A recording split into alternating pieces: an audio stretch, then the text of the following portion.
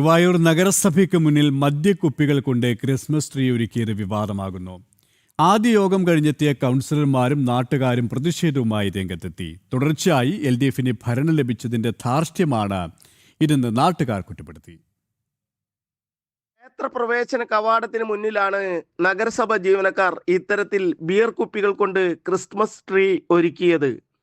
ഭക്തരെയും ജനങ്ങളെയും അവഹേളിക്കുന്ന തരത്തിലുള്ള ഈ നിർമ്മാണം മനഃപൂർവ്വം നടത്തി ജനങ്ങളെ അവഹേളിക്കുകയാണ് എന്ന് നാട്ടുകാർ കുറ്റപ്പെടുത്തി.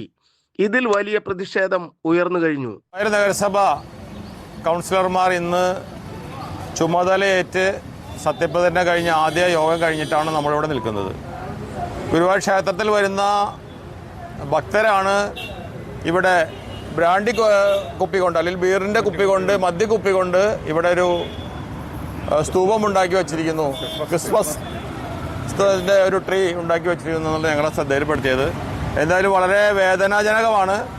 ഈ പ്രത്യേകിച്ച് ക്ഷേത്ര നഗരിയിലെ നമുക്കറിയാം, പാലക്കാട് എലപ്പുള്ളിയിൽ കഴിഞ്ഞ ദിവസം മദ്യശാലയ്ക്ക് അനുമതി കോടതി വരെ നിഷേധിച്ച കാര്യം നമുക്കറിയാം. അത് ഗുരുവായൂരിലേക്ക് കൊണ്ടുവരുന്നതിൻ്റെ ലക്ഷണമാണോ?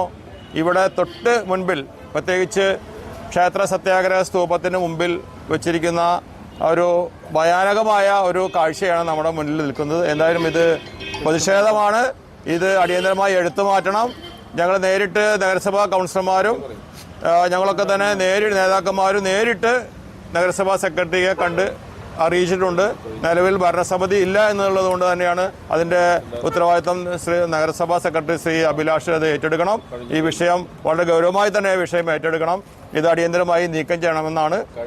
നഗരസഭാ മന്ദിരത്തിന് മുന്നിൽ ഭക്തർ നടന്നു പോകുന്ന നടപ്പാതയ്ക്ക് അരികിലാണ് ഇത് നിർമ്മിച്ചത്. വലിയ പ്രതിഷേധവുമായി നാട്ടുകാർ രംഗത്തെത്തി. ഉടൻ അത് പൊളിച്ചു മാറ്റണമെന്നും നാട്ടുകാർ ആവശ്യപ്പെട്ടു. ജനം, ഗുരുവായൂർ.